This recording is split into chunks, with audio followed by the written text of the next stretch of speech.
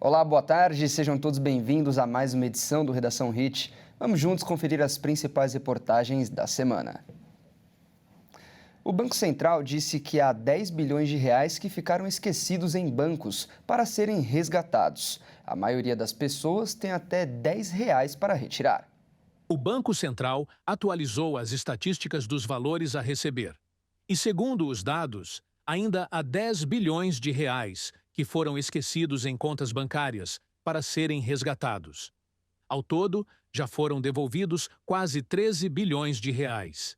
De acordo com a atualização, 49 milhões de pessoas podem resgatar 7 bilhões e 800 milhões de reais.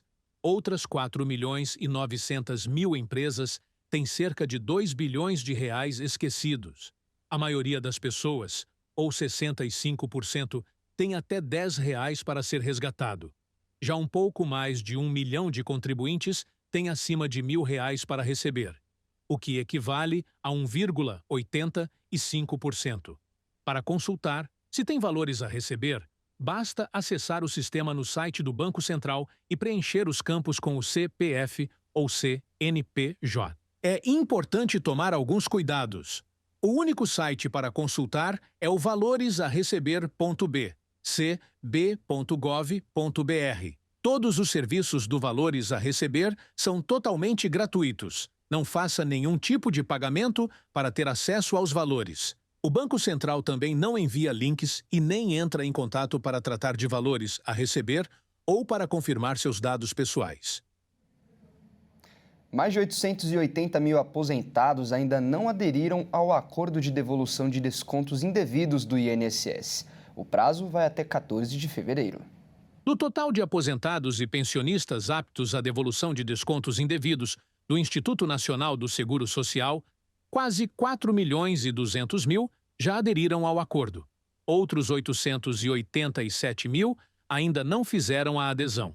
Segundo o INSS, o beneficiário tem 1 mês de prazo para a consulta e contestação dos valores.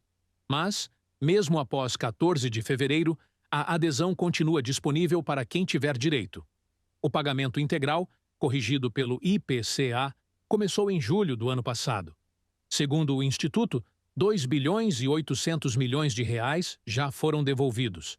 A adesão ao acordo é obrigatória para quem deseja receber os valores de forma administrativa, diretamente na conta em que recebe a aposentadoria ou pensão, sem recorrer à justiça.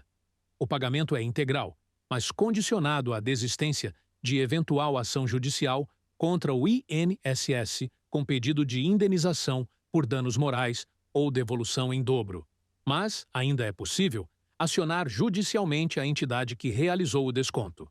Os aposentados também podem procurar agências dos Correios para buscar ajuda com a consulta e o pedido de devolução de descontos indevidos. O governo federal publicou novas regras para reduzir a fila de 3 milhões de pessoas do INSS. A portaria surge no momento em que mais de 2 milhões e 900 benefícios estão represados.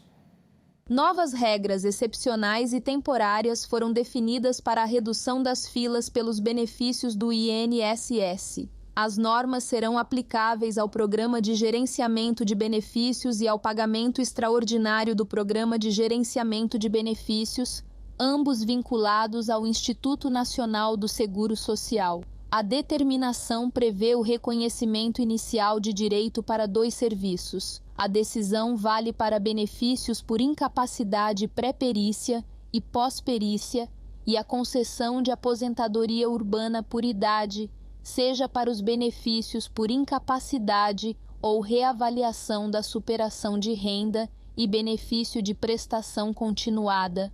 A gestão das filas vai ser feita pela Diretoria de Tecnologia da Informação. As superintendências regionais do INSS vão ser as responsáveis pelo gerenciamento do acervo individual e abandonam o controle das filas extraordinárias. Os servidores ficam impedidos de puxar novas tarefas nas filas extraordinárias.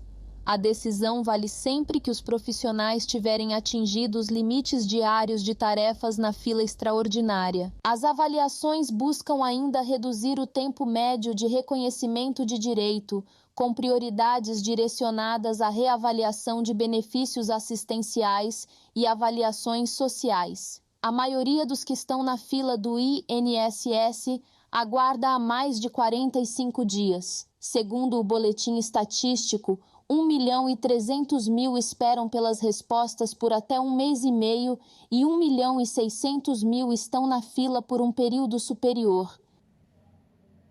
E o Tesouro Nacional piorou significativamente suas projeções para a dívida pública bruta do Brasil, diante do nível elevado dos juros no país.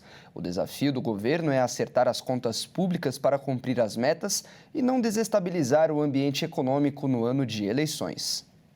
O presidente da Federação Brasileira de Bancos, Isaac Sidney, comentou sobre o fechamento da inflação de 2025 dentro da meta defendida pelo governo e também perseguida pelo Banco Central. A inflação dentro do intervalo previsto é vista como um resultado direto da política monetária adotada ao longo dos últimos anos. Ao mesmo tempo em que reconheceu a atuação do Banco Central no controle da alta dos preços, Sidney defendeu que o país precisa avançar no ajuste das contas públicas e entregar novas reformas econômicas para que a taxa básica de juros, hoje em 15% ao ano, comece a cair de forma consistente. Segundo ele, bancos não dependem de juros elevados para manter rentabilidade e o objetivo deve ser a estabilidade macroeconômica. Mesmo com o controle recente da inflação, especialistas destacam que o país enfrenta dificuldades para equilibrar receitas e despesas. Dados do Banco Central mostram que entre janeiro e novembro de 2025, o governo federal gastou mais de 80 bilhões de reais acima do que arrecadou no chamado déficit primário, valor que ainda não inclui o pagamento de juros da dívida pública. E o próximo desafio vai vir já agora em 2026.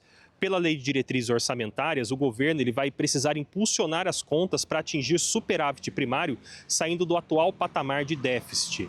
A tarefa é considerada complexa num cenário de demanda por investimentos, pressões sociais e crescimento lento da economia.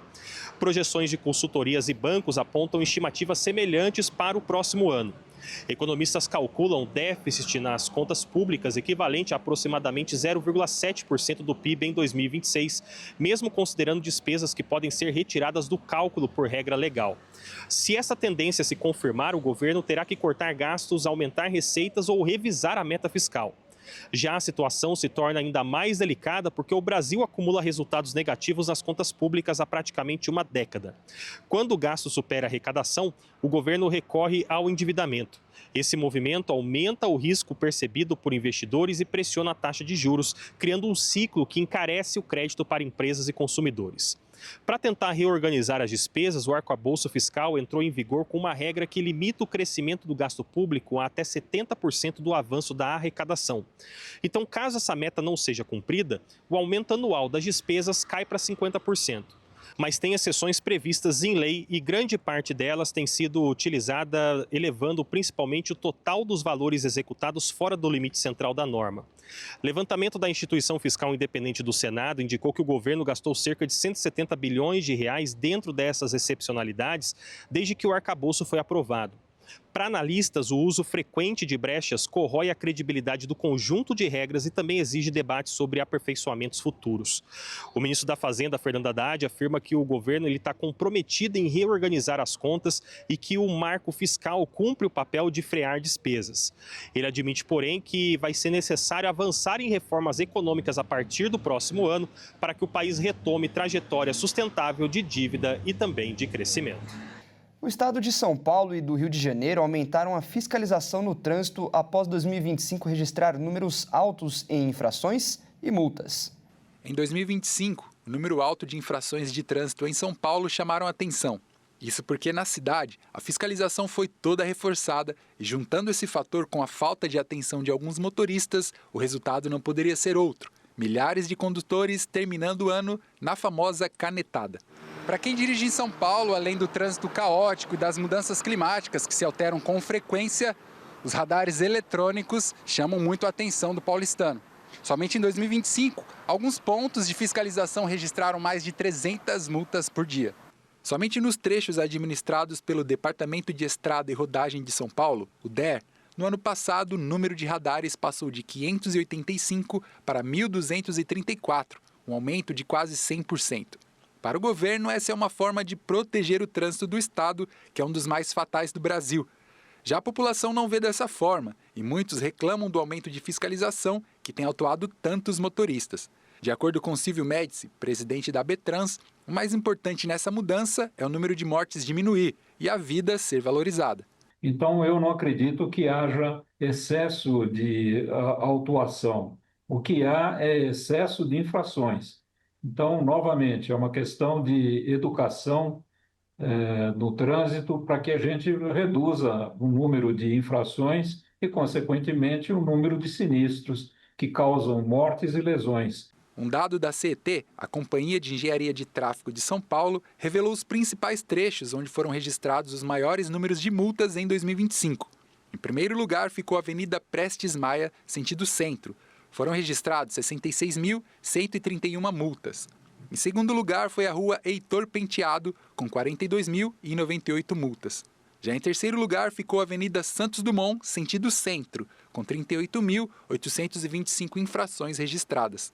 A quarta posição também ficou com a Avenida Santos Dumont, mas agora no sentido bairro, com 33.892 multas. E fechando o top 5, em quinto lugar ficou a Marginal Tietê, com 33.695 multas.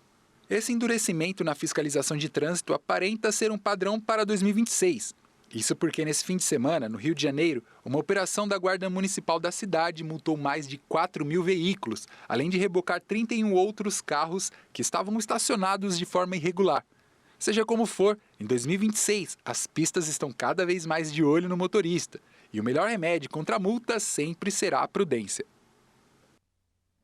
E os motoristas que têm mandados de busca e pegam estrada estão correndo o risco de serem pegos em flagrante com maior facilidade. A Polícia Rodoviária Federal decidiu ampliar o motorista das placas de veículos em todo o país, com o objetivo de evitar fugas da justiça.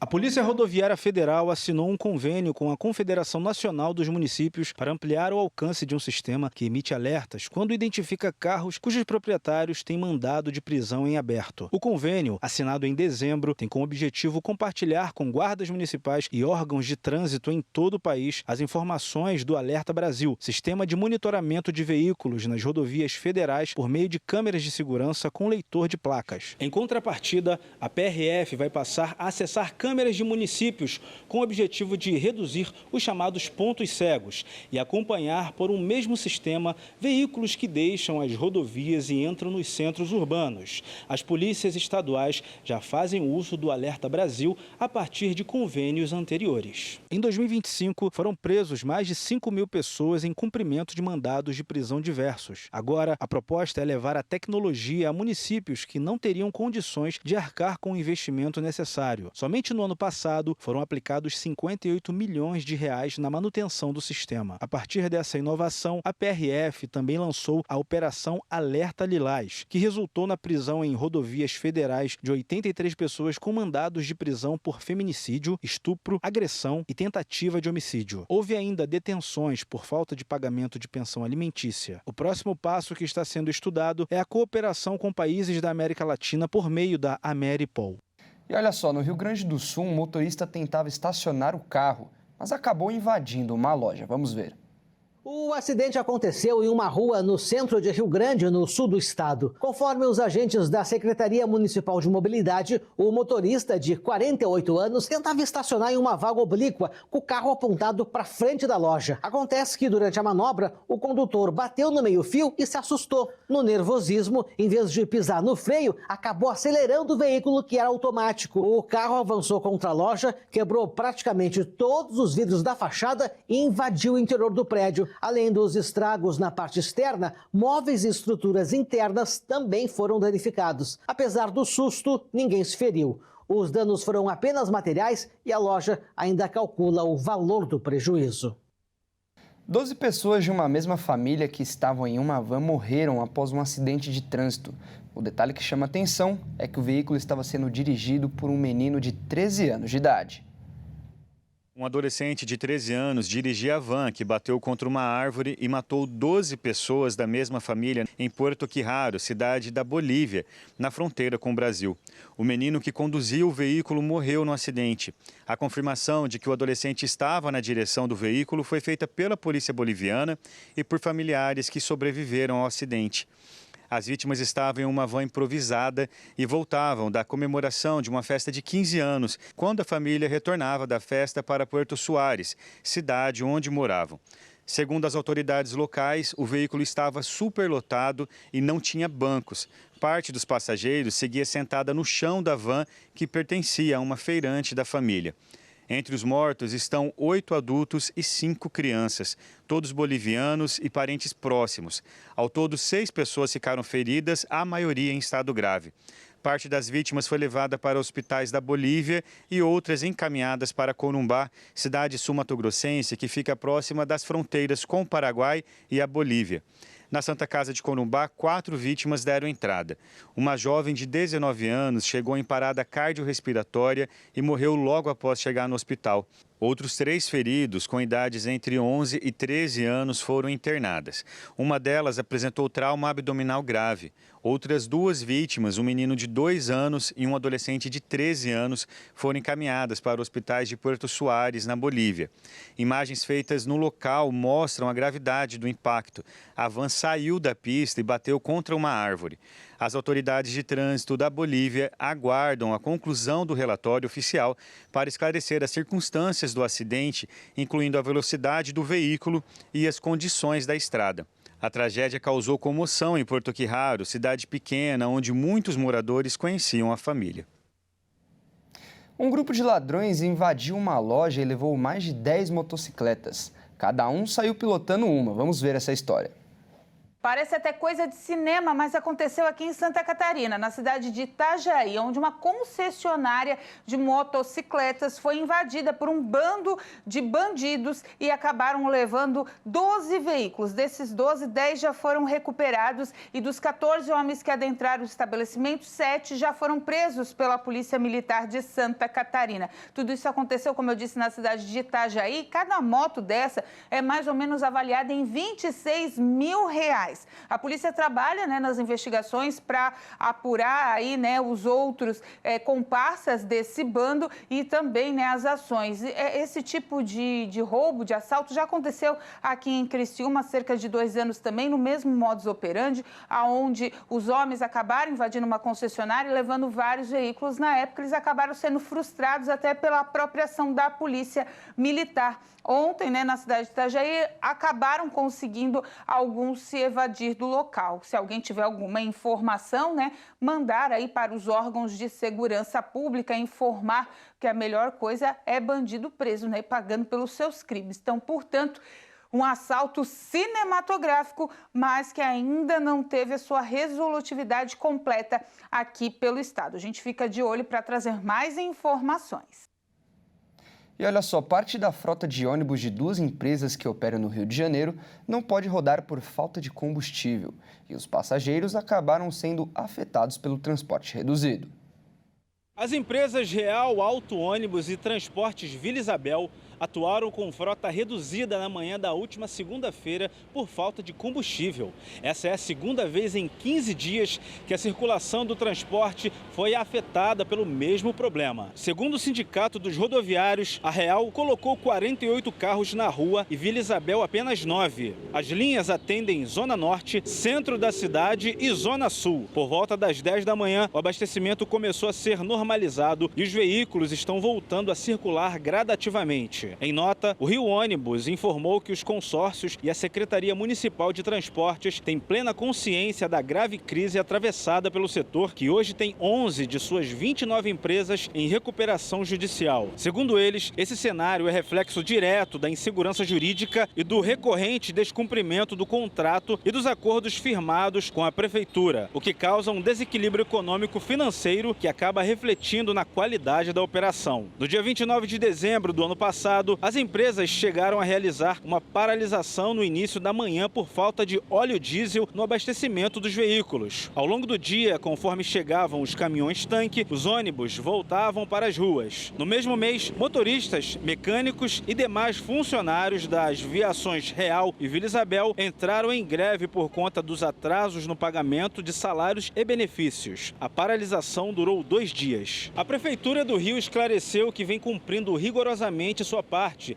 realizando de forma regular e quinzenal o pagamento dos subsídios aos consórcios operadores. A Secretaria Municipal de Transportes monitora continuamente a operação dos ônibus por meio do sistema GPS e aplica o corte do subsídio diário sempre que uma linha deixa de cumprir a quilometragem determinada em contrato. Mesmo em meio aos transtornos, a tarifa de ônibus na cidade do Rio foi reajustada no dia 4 de janeiro deste ano. A passagem passou de R$ 4,70 para R$ 5,00. E você vai ver a seguir: turista é mordida por tubarão-lixa em Pernambuco. A reportagem completa você confere no próximo bloco. Nós voltamos já.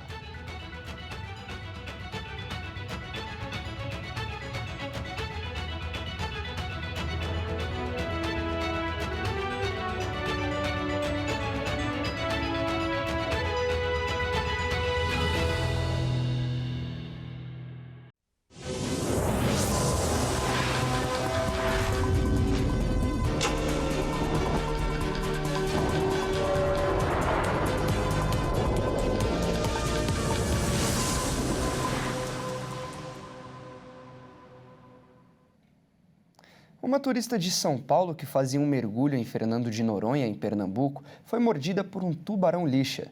O caso serve de alerta, já que esse animal é de uma espécie tranquila, que não costuma atacar pessoas. A advogada Tayene Dalazen, de 36 anos, foi mordida por um tubarão-lixa durante um mergulho na praia do Porto, em Fernando de Noronha. Ela, que já tinha feito outros mergulhos com tubarões, não se desesperou no momento do ataque e afirmou que não foi grave e que está bem. Ela contou que desceu em apneia e sentiu a mordida muito forte na perna. Na hora, ela percebeu que havia sido mordida.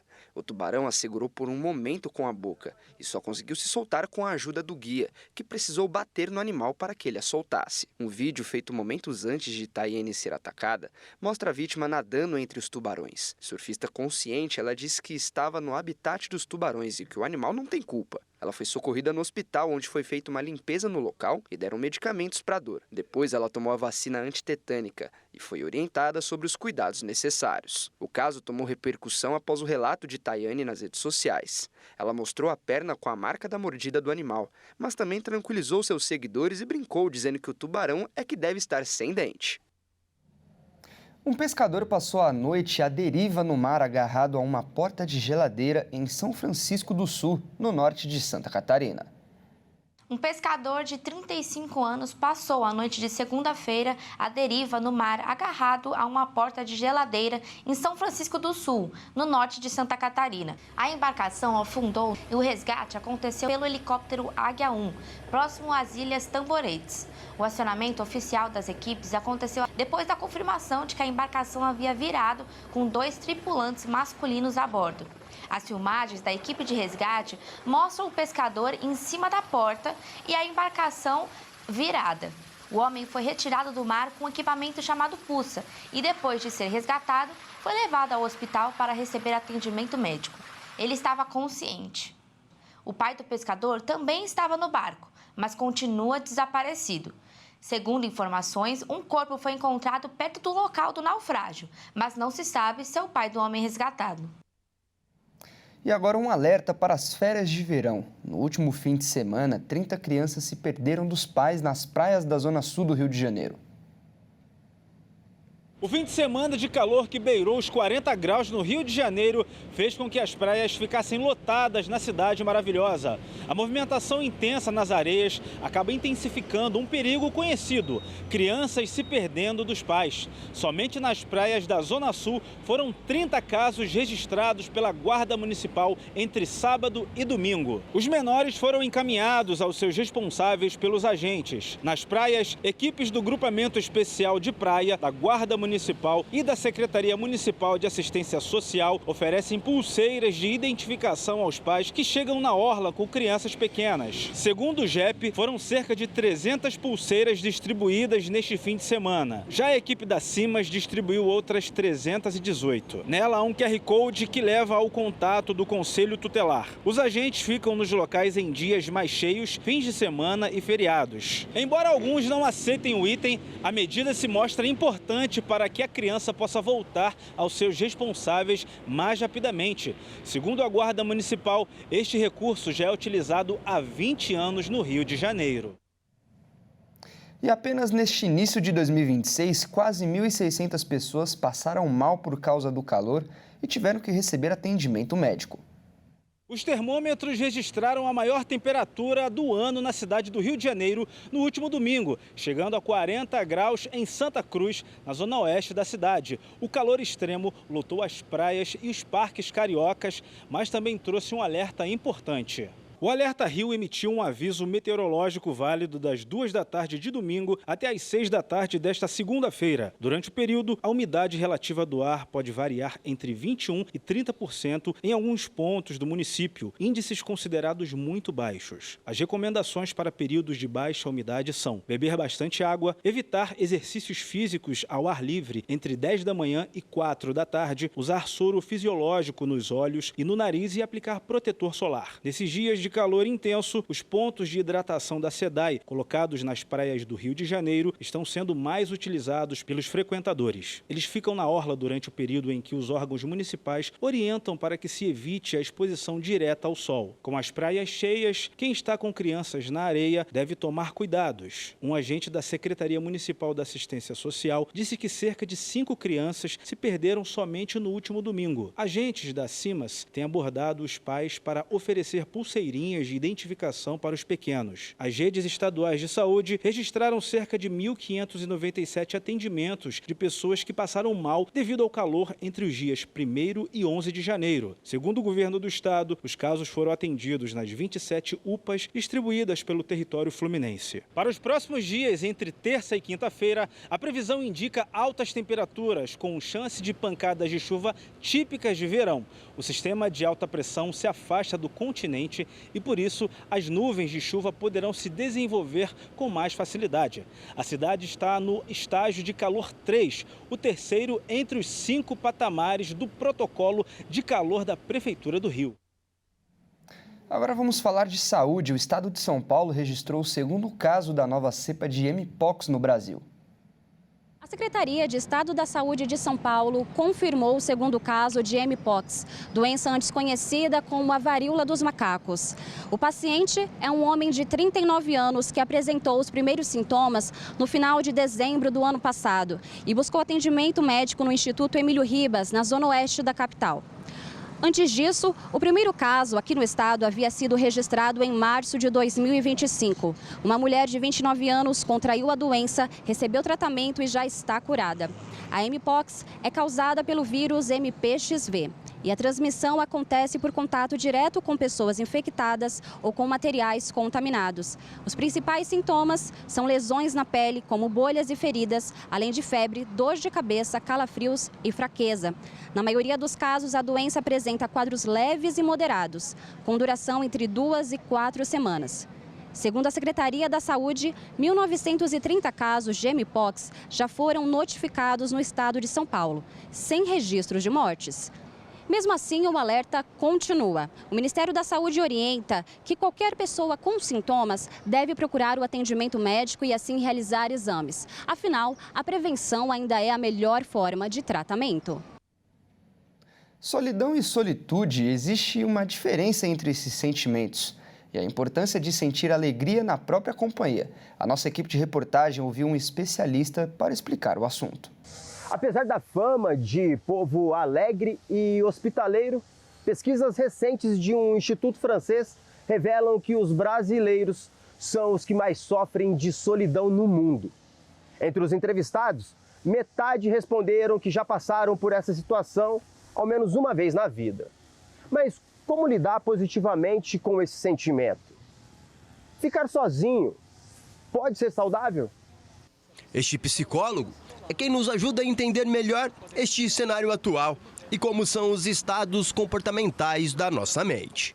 Existem 4 pilares que tratam muito bem que a gente sofre hoje, né, que seria a ansiedade, depressão e o próprio estresse, né? Entre eles é cuidar do seu sono, cuidar da sua alimentação, fazer atividade física, que é essencial, muito bom para o corpo, mas é melhor ainda para a mente, e ter um hobby, alguma coisa que você gosta de fazer. Você fazendo essas 4 válvulas de escape, você já se livra muito bem da ansiedade e da depressão, e sua saúde mental vai melhorar muito bem. Pelas ruas da capital, entre uma conversa e outra, não é difícil encontrar relatos que retratam bem os resultados da pesquisa.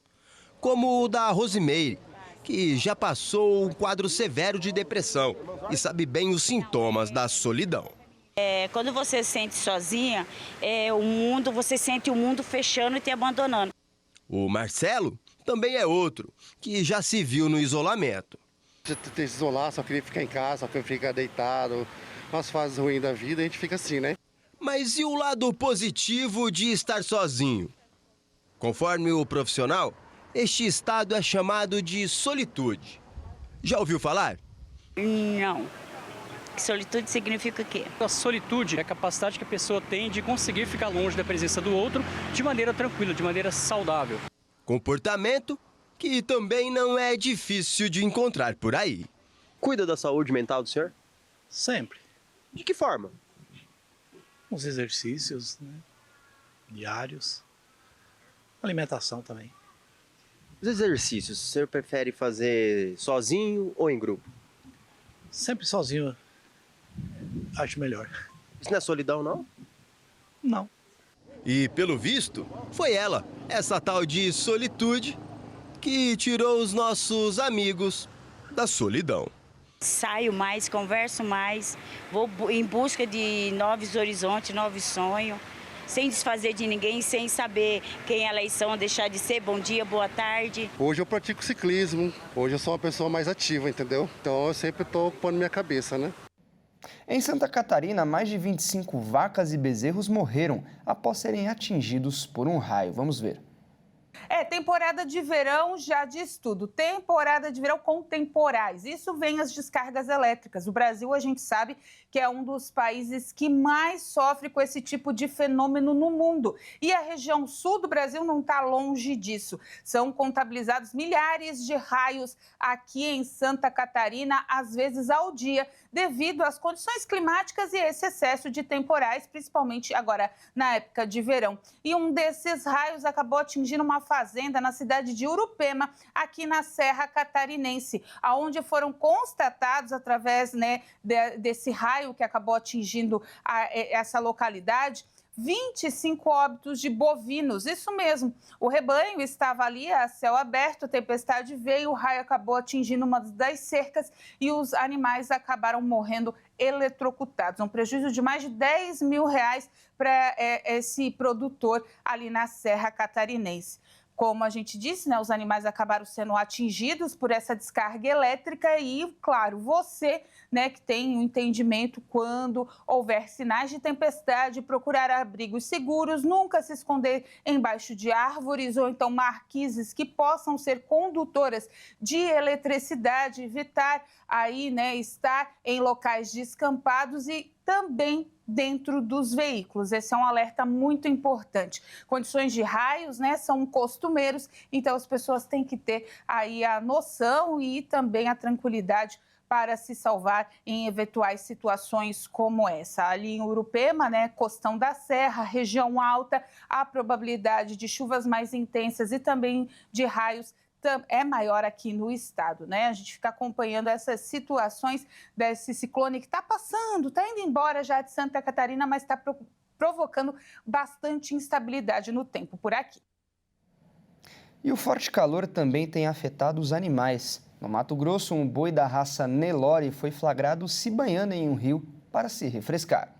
Região famosa pelas sucuris gigantes que habitam as águas dos rios, Bonito, cidade turística de Mato Grosso do Sul, conhecida por suas lagoas de águas cristalinas e lindas grutas, agora também está ficando conhecida por registros de bois solitários nos rios. Recentemente, durante viagem de fim de ano, A moradora Jaqueline Plácido ficou surpresa ao se deparar com um exemplar da raça Nelore dentro do Rio Formoso, assim que chegou a uma chácara para curtir um passeio. Impressionada, ela ficou cara a cara com o animal e filmou a cena inusitada, destacando que o local é marcado pela presença das sucuris verdes. Segundo ela, o Nelore estaria ali se aliviando das altas temperaturas. Bom dia, bonita minha essa. Até o boi não se aguentou de calor e veio tomar um refresco no rio. Oi, boizinho. Oi, amigo. Em outubro do ano passado, flagra de um boi Nelore saltando uma cachoeira em Bonito também viralizou nas redes sociais. A cena foi divulgada pela página de uma chácara conhecida como o Santuário das Águas do município turístico. Nas imagens, o Nelore surgiu de uma das margens e se viu ali sem saída ao encontrar uma cachoeira em seu caminho. Ele observou atento o ambiente ao redor, como se estivesse bolando uma estratégia para sair dali. O bovino, então, pulou na água e mostrou que sabe mergulhar. Ainda conforme a publicação, este Nelore teria saído sozinho da água, pois bem próximo dali há uma área com barranco baixo. As operações da Polícia Federal realizadas no ano passado no Amazonas destruíram quase 400 estruturas de garimpeiros ilegais. Com isso, os criminosos tiveram um prejuízo de mais de R$1 bilhão na comercialização clandestina de ouro em terras indígenas. O garimpo ilegal é a extração de minério sem autorização do Estado, feita principalmente em áreas proibidas. No Amazonas, a Polícia Federal realizou operações em rios federais, unidades de conservação e terras indígenas. As ações buscaram enfraquecer o garimpo ilegal, atingindo diretamente o núcleo financeiro e logístico das organizações criminosas que sustentam essa prática. Além da destruição de estruturas, a Polícia Federal avançou sobre a cadeia financeira do ouro ilegal. Foram cumpridos mandados de prisão e de busca e apreensão, além do bloqueio de mais de R$74 milhões em ativos, atingindo grupos estruturados para exploração, lavagem e comercialização do minério. De acordo com a Polícia Federal, as operações também revelaram graves violações de direitos humanos. Trabalhadores foram resgatados de situações semelhantes à escravidão, evidenciando que o garimpo ilegal não se limita a crimes ambientais, mas envolve exploração humana e lavagem de dinheiro. A atuação contou com o apoio de órgãos como IBAMA, Instituto Chico Mendes de Conservação da Biodiversidade, FUNAI, Ministério Público do Trabalho e as Forças Armadas. Em dezembro de 2025, o Supremo Tribunal Federal concluiu o julgamento que invalidou o marco temporal para terras indígenas. A decisão reafirmou que os direitos territoriais dos povos indígenas têm como base a Constituição de 1988, impedindo a aplicação da tese que limitava esses direitos. Mesmo com o reconhecimento constitucional das terras indígenas, o garimpo ilegal de ouro continuou ativo ao longo de 2025. E agora a gente fala de esportes aqui no nosso jornal. E quem vai trazer as informações é a Nayara Rodrigues. Boa tarde, Nayara. Seja muito bem-vinda. E olha, os cruzeirenses tiveram uma boa notícia com uma renovação muito importante no time, não é mesmo? Isso mesmo, Fernando. Boa tarde e boa tarde a todos de casa. O Cruzeiro renovou o contrato com o centroavante Caio Jorge até o final de 2030. No ano passado, o atacante foi o artilheiro da Copa do Brasil e do Campeonato Brasileiro. O Cruzeiro anunciou a renovação do contrato com Caio Jorge até o fim de 2030. O artilheiro do Campeonato Brasileiro de 2025 recebeu propostas do West Ham da Inglaterra e do Flamengo. O rubro-negro chegou a oferecer 32 milhões de euros pelo jogador, sendo uma parte em dinheiro e a composição com os direitos econômicos de Cebolinha. O contrato anterior do jogador com o Cruzeiro iria até 2028. A renovação faz com que Caio Jorge tenha mais tempo no clube e passe a ser um dos atletas mais bem pagos do atual elenco cruzeirense. O Cruzeiro tinha interesse na valorização do jogador antes mesmo da abertura da janela, com conversas em andamento nos últimos meses da temporada. Caio Jorge chegou ao Cruzeiro no meio de 2024, como uma das primeiras contratações da SAF de Pedro Lourenço. O atacante teve um início difícil, chegou a ser vaiado pela torcida após perder pênalti contra o Internacional, mas engrenou logo na sequência. Na primeira temporada se destacou no vice da Sul-Americana com gols nas quartas, na semi e na final. Além disso, terminou a temporada 2025 sendo artilheiro do Brasileirão e da Copa do Brasil. E por falar no mercado da bola ali dentro do Clube Mineiro, o Cruzeiro acertou a contratação do Gerson na última semana e o atleta falou com a imprensa vestindo a camisa da Raposa, não é mesmo? Isso mesmo, aconteceu a apresentação do Meia na Toca da Raposa e o Gerson respondeu algumas perguntas e explicou a escolha de voltar ao futebol brasileiro para atuar no Clube Mineiro. Vamos ver. E a minha aceita de vir para o Cruzeiro porque foi um projeto irrecusável, aonde também o que me fez aceitar esse projeto foi todo o esforço que o Pedrinho, o Pedro Júnior e o Bruno fizeram. E o professor também, que foi muito importante. Eu acho que quando tem um esforço muito grande de uma parte em te querer em um ambiente, acho que isso vai muito em consideração. Então, um projeto para minha carreira irrecusável, aonde também estamos falando de um clube gigante, aonde também, com todo respeito a outros clubes, não estamos falando de qualquer um clube gigante de muita história. A estrutura, como eu já falei, aqui temos tudo para fazer e desempenhar um bom trabalho dentro de campo. E o mais importante é que eu estou tendo a oportunidade de escrever o meu nome em um grande clube. E eu fico por aqui, um ótimo domingo a todos e até mais. Tá certo, Nayara, muito obrigado pelas informações, ótimo domingo para você também. E essa edição fica por aqui, muito obrigado pela sua companhia. Se quiser rever alguma das nossas reportagens, é só acessar o canal Jornalismo Hit TV no YouTube. Ótimo domingo a todos e até mais.